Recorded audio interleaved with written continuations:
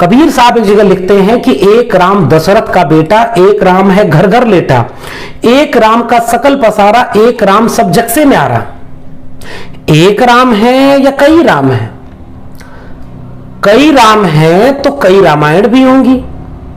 आप कितने राम और रामायण को जानते हैं? अल्लामा इकबाल की एक नज्म को खूब प्रचारित किया जाता है कि लबरेज है शराब हकीकत से जाम हिंद, सब फलसफी है खित्ता मगरिब के राम हिंद, है राम के वजूद पे हिंदुस्तान को नाज, अहले नजर समझते हैं उसको इमाम हिंद। क्या वाकई पूरे हिंदुस्तान को राम पर नाज है?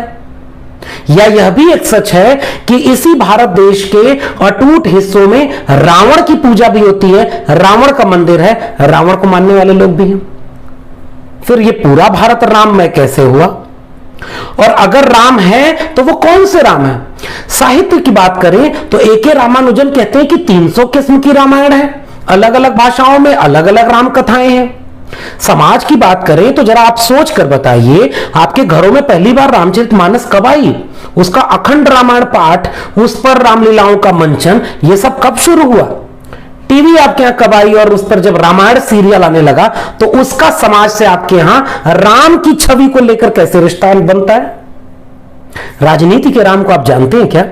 वही राजनीति जिसने इमारत में मूर्ति प्रकट करवाई, जिसने ताले खुलवाए, जिसने चुनावी अभियान का सफर वहीं से शुरू करवाया, जिसने मस्जिदें गिरवाई, जिसने रथ यात्रा के नाम पर हिंसा करवाई, जिसने आज पूरे राम को स्थापित किया राजनीति के केंद्रीय पात्र के रूप में। ये पूरी बातचीत अधूरी रहेगी अगर मैं एक किताब का जिक्र न करूं, सच्ची रामायण। स्वागत है आपका सामाजिक न्याय की पाठशाला में। अभिवादन कबूल करिए लक्ष्मण यादव का।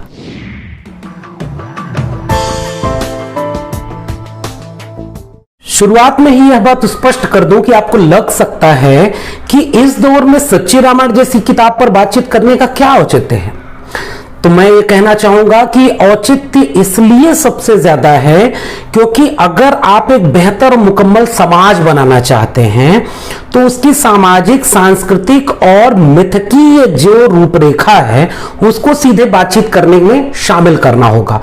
अगर आप अतीत की बातों को या अपने ऐतिहासिक साहित्यिक विरासतों को नई पीढ़ी से साझा नहीं करेंगे तो वो जो गैप है, तमाम अलग अलग आख्यान यानी किस्सों में से एक किस्से को अगर बार बार दोहराया जाए ना तो लगने लगता है बाद में चलकर कि एक ही किस्सा सच था या एक ही किस्सा था, बाकी और कोई किस्से ही नहीं थे। सामाजिक न्याय की पाठशाला आपके सामने यह काम कर रही है कि आप कम से कम उन किस्सों को जाने जो कितने तरह के किस्से आपके सामने छिपा दिए गए। उनमें से एक है सच्ची रामायण की बात। सच्ची रामायण किताब, इस पर सबसे पहली बात, इसका जिक्र पेरियार की पत्रिका कुदियारसू, जिसे रिपब्लिक कहते हैं, उसके 16 दिसंबर 1944 के अंक में किया गया है।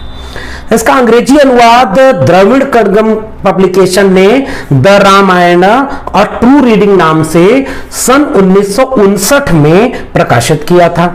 सच्ची रामायण नाम से इसका हिंदी अनुवाद किया गया 1968 में। इसके अनुवाद करने वालों में जो नाम मिलता है उसके प्रकाशक ललई सिंह यादव और अनुवादक राम आधार मिलते हैं। ललई सिंह यादव उत्तर भारत, उत्तर प्रदेश के, बिहार और यूपी के इलाके में एक प्रसिद्ध नाम है। सामाजिक न्याय की पाठशाला में उन पर भी बात होगी। प्रसिद्ध मानवतावादी विचारक हैं जो अर्जक संघ से जुड़े थे। पेरियार रामायण को कोई धार्मिक किताब की तरह नहीं मानते थे।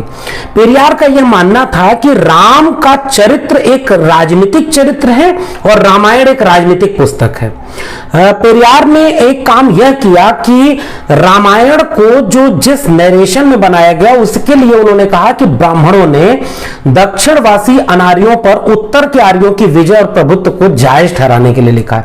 मैं सबसे प्रामाणिक तौर पर जो भूमिका लिखी है, प्रस्तावना लिखी है पेरियार ने, मैं उस प्रस्तावना को आपके बीच में रखता हूं ताकि आप ये रिश्ता बना पाए कि राम के कई किस्से और उसमें रामायण का जो चरित्र उभरा, राम के अलग अलग रूप निकले, उनमें से जो रूप आप तक पहुंचाया गया है, आपके साहित्य, आपके समाज और आपकी राजनीति, तीनों रास्तों से जो रूप पहुंचाया गया है, केवल वही रूप राम का एकमात्र रूप नहीं है।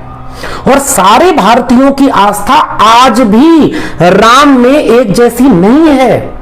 यह सच है कि जिसकी लाठी उसकी भैंस टाइप का मुहावरा जो हमारे यहां चलता है कि जो सत्ता में है उसकी बात सबको लगती है कि पूरी दुनिया ही बोल रही है। पेरियार ने अपनी भूमिका में क्या लिखा है, पढ़िए। रामायण किसी ऐतिहासिक तथ्य पर आधारित नहीं है, यह एक कल्पना है। रामायण के अनुसार राम न तो तमिल था न ही तमिलनाडु का रहने वाला था, वह उत्तर भारतीय था। रावण लंका यानी दक्षिण यानी तमिलनाडु के राजा थे जिनकी हत्या राम ने की। राम के तमिल सभ्यता कुरील संस्कृति का लेश मात्र भी नहीं है राम में। उसकी पत्नी सीता भी उत्तर भारतीय चरित्र की है, तमिल विशेषताओं से रहित है, वह उत्तर भारत की रहने वाली थी। रामायण में तमिलनाडु के पुरुषों और महिलाओं को बंदर और राक्षस कहकर उनका उपहास किया गया। रामायण में जिस लड़ाई का वर्णन है उसमें उत्तर का रहने वाला कोई भी ब्राह्मण या आर्य यानी देव नहीं मारा गया। एक आर्य पुत्र की बीमारी के कारण मर जाने की कीमत रामायण में एक शूद्र को अपनी जान देकर चुकानी पड़ती है। आप सोच पा रहे होंगे यहां जिक्र शंबुक का किया जा रहा है। वे सारे लोग जो इस युद्ध में मारे गए वे तमिल थे जिन्हें राक्षस कहा गया। रावण राम की पत्नी सीता को हर ले गया क्योंकि राम ने उसकी बहन शूर्पणखा का अंगभंग किया, वह उसका रूप बिगाड़ दिया था। रावण के इस काम के कारण लंका क्यों जलाई गई, लंका निवासी क्यों मारे गए? रामायण की कथा का उद्देश्य तमिलों को नीचा दिखाना है। तमिलनाडु में इस कथा के प्रति सम्मान जताना तमिल समुदाय और देश के आत्मसम्मान के लिए खतरनाक और अपमानजनक है। राम या सीता के चरित्र में ऐसा कुछ भी नहीं है जिसे दैवीय कहा जाए। और ये आखिरी पैराग्राफ सबसे महत्वपूर्ण है। जिस तरह तथाकथित आजादी की बात है उस पर कभी फिर बात करेंगे हम लोग कि पेरियार कैसे आजादी के अलग मायने रखते थे। 1947 में आजादी मिलने के बाद गोरे लोगों की मूर्तियों को हटा दिया गया और उनके नामों पर रखे गए स्थानों के नामों को मिटा दिया गया तथा उनकी जगह भारतीय नाम रख दिए गए। उसी तरह आर्य देवताओं और उनकी महत्ता बताने वाली हर बात को मिटा देना चाहिए जो तमिलों के प्रति आदर और सम्मान की भावना को आघात पहुंचाते हैं। हर तमिल जिसकी नसों में शूद्र द्रविड़ खून बहता है उसको इसे अपना कर्तव्य समझकर ऐसा करने की शपथ लेनी चाहिए। एक दो महत्वपूर्ण बातें हैं, आप इस भूमिका को देख करके समझ पा रहे होंगे कि एक भूगोल की अपनी संस्कृति होती है, उनकी अपनी परंपराएं होती हैं, उनकी भाषा होती है, उनकी अपनी पहचान होती है। अगर दो पहचानों में टकराहट है तो पहचान अपनी पहचान पर आधारित जो हमले किए जा रहे हैं उसके खिलाफ खड़ी होती है। तो पूरा सच्ची रामायण का चरित्र अगर देखेंगे, आर्य बनाम अनार्य, द्रविड़ बनाम उत्तर भारतीय इस खांचे में लाएंगे तो वो घोर हिंसक नजर आएगा। इसीलिए आप देखेंगे कि पेरियार ये कहते हैं कि यह कोई दैवीय चरित्र नहीं, पॉलिटिकल कैरेक्टर है। पेरियार अगर राम को एक राजनीतिक चरित्र कह रहे हैं तो आज 2021 में जब हम बात कर रहे हैं तो क्या यह बात समझना मुश्किल हो रहा है क्या कि राम राजनीतिक चरित्र बन चुके हैं? राम के नाम पर वोट, जय श्री राम का नारा, चुनावी भाषण में, चुनावी राजनीति में एक देश के कोर पॉलिटिकल एजेंडे में राम और धर्म बना दिया जाए, तो आपको नहीं लगता कि पेरियार उस जमाने में कितना उचित बात कह रहे थे? एक किस्सा और है जिसका जिक्र अभी कर देना बहुत जरूरी है कि जब इसका हिंदी अनुवाद किया गया तो पेरियार के इस हिंदी अनुवाद में जब ललई सिंह यादव और इन लोगों ने प्रकाशित किया तो 9 दिसंबर 1969 को तत्कालीन उत्तर प्रदेश की सरकार ने, यानी कि आजादी मिल चुकी थी, सच्ची रामायण पर प्रतिबंध लगा दिया। इसी के साथ पुस्तक की सभी प्रतियों को जब्त कर लिया गया। उत्तर भारत के पेरियार नाम से चर्चित हुए ललई सिंह यादव ने इस आदेश, इस मुकदमे, इस पूरे फैसले के खिलाफ इलाहाबाद हाई कोर्ट में अपील दायर की, मुकदमा जीत गए और सरकार ने हाई कोर्ट के निर्णय के खिलाफ सुप्रीम कोर्ट में अपील की। सुप्रीम कोर्ट में इस मामले की सुनवाई 3 जजों की खंडपीठ ने की। खंडपीठ में अध्यक्ष न्यायमूर्ति VR कृष्ण अय्यर तथा 2 अन्य न्यायमूर्ति PN भगवती और सैयद मुर्तजा फजल अली थे। 16 सितंबर 1976 को सुप्रीम कोर्ट ने इस मामले पर सर्वसम्मत से फैसला देते हुए राज्य सरकार की अपील को खारिज कर दिया और यह कहा कि भाई अभिव्यक्ति की स्वतंत्रता सबसे अहम है। और उसका अनुवाद आप स्क्रीन पर इस समय देख पा रहे होंगे कि फैसला किस तरह से इस पक्ष में आया। जुर्माना और हर्जाना लगाया गया सरकार को, जितनी प्रतियां जब्त की गई थी उसको वापस प्रकाशकों को लौटाया गया और इस तरह से यह टेक्स्ट आगे बढ़ा। इसके बाद कई बार इस तरह की चीजों पर आरोप सियासत में लगे। अभी 2007-8 में आया, भाजपा ने आरोप लगाया, उस समय बसपा की सरकार थी कि यह पेरियार के साथ खड़ी है, राम का अपमान किया जा रहा है। अभी पिछले दिनों मद्रास में भी एक मामला आया जब कहा गया कि जो ईश्वर को मानता है वह मूर्ख है, जिसने ईश्वर को बनाया है वह धोखेबाज है। इस तरह का जो कोटेशन है वो पेरियार की मूर्तियों के नीचे जो लगा है उसको हटा देना चाहिए। मद्रास हाईकोर्ट ने भी कहा कि पेरियार खुद इस विचार का पालन करते थे और इसकी आजादी है कि उनकी मूर्ति के नीचे उनके विचार लिखे जाएं। तो सियासत कैसे इसका इस्तेमाल करती है, लेकिन फिर भी एक खास तरह की जो सामाजिक और सांस्कृतिक चेतना है उसके बीच आपको सच्ची रामायण पढ़ना चाहिए। सच्ची रामायण में पेरियार ने जो सबसे महत्वपूर्ण काम किया है कि आप याद रखिए, एक रामायण है जो वाल्मीकि रामायण है और वाल्मीकि रामायण के बाद जब रामचरितमानस, जिसे आज आप रामायण कहते हैं ना, बेसिकली वो रामचरितमानस है, तुलसीदास ने लिखा है। तो उसमें वाल्मीकि रामायण में जैसे देखिए कि सीता निर्वासन का प्रसंग है कि कैसे सीता को जंगल में भेज दिया गया, रामचरितमानस में आपको वो नहीं मिलेगा। शंभूक वध वाल्मीकि रामायण में मिलेगा, रामचरितमानस में हटा दिया गया। तमाम प्रसंग ऐसे हैं जिसको काल क्रम के अनुसार तुलसीदास ने नए ढंग में पेश कर दिया।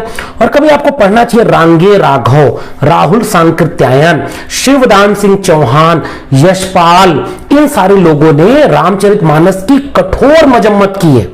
मुक्तिबोध का एक लेख पढ़ना चाहिए कि मध्यकालीन साहित्य के अध्ययन के कुछ पहलू, और ये सारे लोग ये बताते हैं कि जिस समय कबीर और निर्गुण पंथ पूरे भारत में या खासकर उत्तर भारत में एक तार्किक वैज्ञानिक बुद्धिवादी चेतना का प्रसार कर रहे थे, तुलसी ने जो राम कथा संस्कृत में थी उसे जन भाषा यानी अवधि में लिख करके आम जनता के बीच कूप मंडूकता का शिकार बनाने की एक साजिश रची।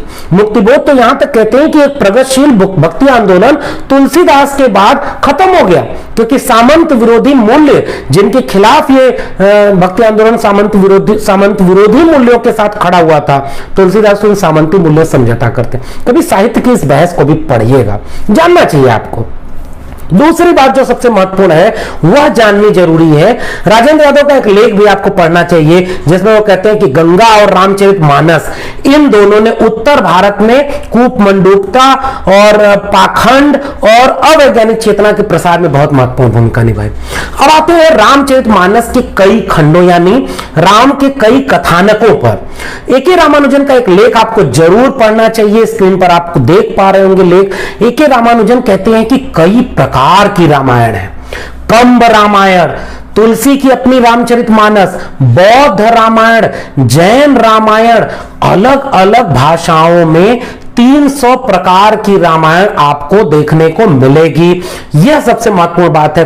पेरियार ने इन सभी प्रकार की रामायणों का अध्ययन किया, कई सालों तक अध्ययन किया और उन सब को मिला के मिथकीय कहानी का मिथकीय शैली में काउंटर नैरेटिव रचा गया है जिसे सच्ची रामायण कहा जा रहा है। आपको पढ़ के ये लगेगा कि इसका प्रमाण कहां है, इस बातों का जिक्र कहां है, ये तो यूं ही कर देंगे, जबकि यूं ही नहीं कही गई, उन सारी राम कथाओं को मिला करके कहा गया। और एक बात और ध्यान रखिएगा, राम कथाओं में इतना अंतर है ना कि अगर एक राम कथा, अभी तो मैं जिक्र नहीं कर रहा हूं क्योंकि समय कम है, किसी और वीडियो में जिक्र करूंगा जरूर, कि अगर आप एक राम के चरित्र को अगर कायदे से जान लें तो आपको लगेगा जो आज राम का चरित्र दिखाया जा रहा है ये तो गलत है।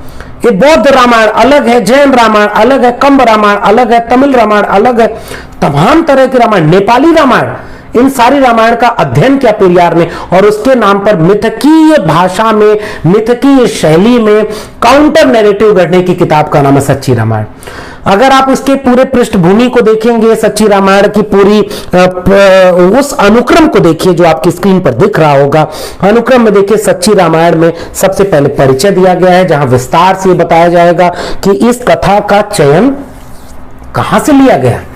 पहली आवृत्ति पर ललई सिंह यादव के शब्द मिलेंगे, भूमिका है, इसकी पूरी प्रस्तावना है, कथा प्रसंग यहां पर आपको विस्तार से पढ़ने को मिलेगा। फिर एक एक चरित्र के ऊपर विस्तार में उसका चरित्र चित्रण किया है पेरियार ने। दशरथ, राम, सीता, अन्य जन, रावण, राम और सीता के चरित्र। एक किताब और मिलती है जो सच्ची रामायण की चाबी के नाम से प्रकाशित हुई थी बाद के दिनों में पेरियार ललई सिंह यादव के द्वारा। उसमें आप देखेंगे तो आखिरी में मिलता है रामायण व महाभारत काव्यों पर श्री जवाहरलाल नेहरू के विचार। मुकदमों की सूची, कितने मुकदमे हुए इस पूरे कथा को लेकर के, इस किताब को लेकर के, उन विनम्र निवेदन, 2 शब्द, प्रत्येक आइटम का उत्तर निम्नांकित है, परिशिष्ट और निष्कर्ष नाम से ये पूरा आपको मिलेगा। और ललई सिंह यादव के जो शब्द हैं वो आप देखिए किस तरह से वो कह रहे हैं कि राम और रामायण के सभी पात्रों को यदि भगवान का अवतार और दैवी शक्ति मान लिया जाए तब तो किसी विषय पर बुद्धि गम्य तर्क करते हिंदू हिंदू न रहकर विधर्मी हो जाएगा। बुद्ध युक्त सच्ची मानवता खतरे में पड़ जाएगी।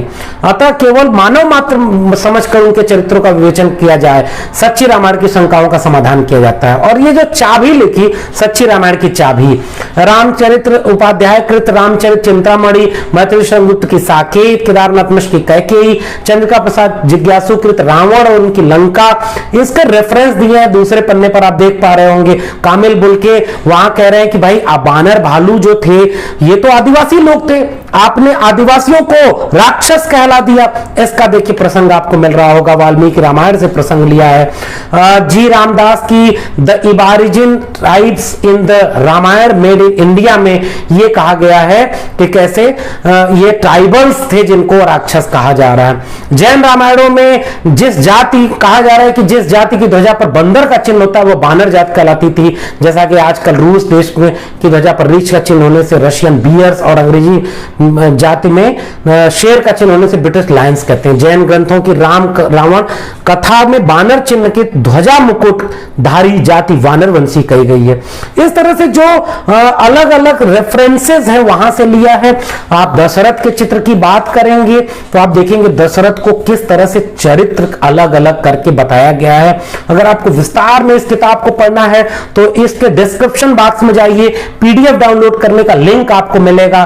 फिर आप देखिए राम के चरित्र का क्या क्या विश्लेषण है और एक व्यक्ति के रूप में, एक राजा के रूप में, एक पति के रूप में, एक मनुष्य के रूप में इन चरित्रों का एक प्रतिपाठ किया जा रहा है, एक दूसरा काउंटर नैरेटिव पेश किया गया है। चाहे वो सीता हो, चाहे वो लक्ष्मण हो, चाहे राम हो, दशरथ हो, इन सारे चरित्रों के साथ अन्य जन में भरत का जिक्र मिलेगा आपको। शत्रुघ्न एक महान मूर्खतापूर्ण बात करने के लिए कहा गया। इन सभी पात्रों का अलग किस्सा आपको मिलेगा क्योंकि आप रामायण, रामचरितमानस और टीवी सीरियल वाले रामायण से ही अपनी एक छवि बना चुके हैं।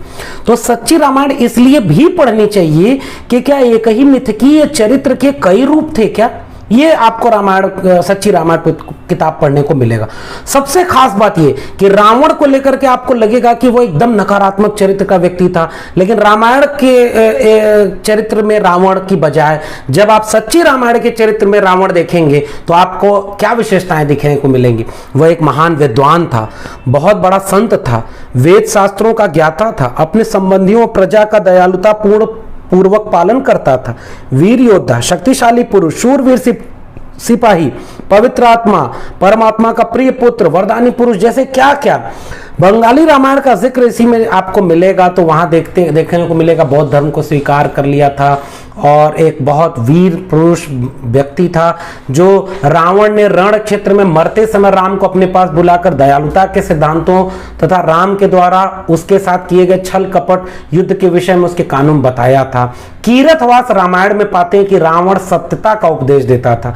यानी अलग अलग किस्सों में राम और सीता, लक्ष्मण, इनसे लेकर के रावण तक के जो चरित्र हैं वो किस तरह अलग अलग आपको मिलेंगे। इसमें आगे जब आपको देखने को मिलेगा तो उस किस्से का एक मिथकीय चरित्र का मिथकीय शैली में ही प्रत्युत्तर दिया गया है कि विष्णु के अवतार राम थे या नहीं थे, राम के चरित्र की क्या क्या सीमाएं हैं, रावण के चरित्र की क्या क्या विशेषताएं थी जिन्हें छुपा दिया गया। फिर कोर्ट का आदेश देखने के बाद आप देखेंगे इस किताब में जो ललई सिंह यादव का आखिरी का जो संदर्भ जोड़ा गया है उसमें रामायण व महाभारत काव्यों पर नेहरू के विचार भी शामिल किए गए हैं। और जो स्क्रीन पर आप देख पा रहे हैं, प्रधानमंत्री ने कहा यदि हम कोई गलत कदम उठाते हैं तो हमारी परेशानियां बढ़ जाएंगी। स्थायी भाव से महान शक्ति होती है और जब अनुचित दबाव के भय का स्थायी भाव पैदा हो जाता है तो उसका प्रतिघात बहुत बुरा होता है। और वो कहते हैं कि तमिलनाडु के विषय में दक्षिण में यह आंदोलन उनकी भाषा और उनकी जीवन शैली के कैसे खिलाफ है। महाभारत की कथा में एकलव्य की बात आती है और रामायण की कथा में शंभूक की बात आती है। उसका जिक्र आपको बहुत विस्तार में इस किताब में देखने को मिलेगा। अंत में आप देखेंगे कि इतिहासकारों का अलग अलग जो संदर्भ है वो आपको मिलेगा। आइटम नंबर में आपको विस्तार से एक एक कथा का दूसरी कथा से तुलना करते हुए राम कथा को विस्तार में समझने की चाबी दी गई है। इसलिए आपको इस किताब को जरूर पढ़ना चाहिए कि आप एक मिथकीय चरित्र को एक टेक्स्ट से पढ़ते हैं और आपको लगता है कि यही एकमात्र सच है उस चरित्र का, लेकिन उसके कई रूप हैं और उन रूपों में आप देखेंगे कि जो चाबी है इसने राम कथा को समझने में बहुत बड़ी भूमिका दी है। इसलिए भी इस किताब को नई पीढ़ी के लोगों को जरूर पढ़ना चाहिए, जिसमें वो विस्तार से कथा के निष्कर्ष और तमाम तरह के प्रतीकों और बिंबों की बात करते हैं। इतिहासकारों का जिक्र करते हैं कि अलग अलग इतिहासकारों ने क्या क्या कहा है। मेरा मानना यह है कि सच्ची रामायण पुस्तक और उसमें सच्ची रामायण को समझने की जो चाबी वाली बात कही जा रही है, इन दोनों को विस्तार में समझे बिना आप इस चीज को नहीं समझ पाएंगे कि असल में रामायण कोई एक टेक्स्ट नहीं है। तो हम जब एक मुकम्मल देश बनाना चाहते हैं और उस दौर में जिस दौर में एक मिथकीय चरित्र को पूरे सांस्कृतिक इतिहास पर ऐसे आरोपित किया जा रहा है कि जैसे वही एकमात्र सच है, तो उस मिथकीय चरित्र को उसी मिथकीय खांचे के भीतर प्रतिपक्ष के जरिए, प्रतिपक्षी विचारों के जरिए, प्रतिपाठ के जरिए, हाशिए पर ढकेल दी गई उन टेक्स्ट के जरिए समझने की कोशिश की गई है सच्ची रामायण में, जिनको आपको पढ़ने नहीं दिया गया। इसलिए आपको सच्ची रामायण की किताब जरूर पढ़नी चाहिए। इस डिस्क्रिप्शन बॉक्स में इस पूरी किताब का लिंक आपको मिलेगा, पीडीएफ लिंक, आप उसे डाउनलोड कर सकते हैं। और विस्तार में आपको ये किताब के बारे में और क्या लगा, आपको वीडियो कैसी लगी, ये सब बातें भी आप अपने कमेंट में जरूर लिखिएगा ताकि आगे हम बातचीत करने में उन्हें शामिल कर सकें। तो उम्मीद करता हूं कि मेरी बातचीत से आपको एक बुनियादी सूचना ही मिली होगी। विस्तार में तो आपको किताब को पढ़ करके मिलेगा। पढ़ने की आदत डालिए। सामाजिक न्याय की पाठशाला आपसे अपील करती है कि पढ़िए, लोगों को पढ़ाइए, तर्क और विवेक से बहस करिए, स्वस्थ बहस करिए और एक समता और न्यायपूर्ण समाज बनाने में अपनी हिस्सेदारी निभाइए। आपको ये वीडियो कैसी लगी आप जरूर लिखिएगा। अगर आपको पसंद आई हो तो चैनल को सब्सक्राइब करना मत भूलिएगा, शेयर कीजिए, बेल आइकॉन को दबाइए। जल्दी मिलते हैं किताबों की पाठशाला के एक नए एपिसोड में। तब तक के लिए बहुत बहुत धन्यवाद।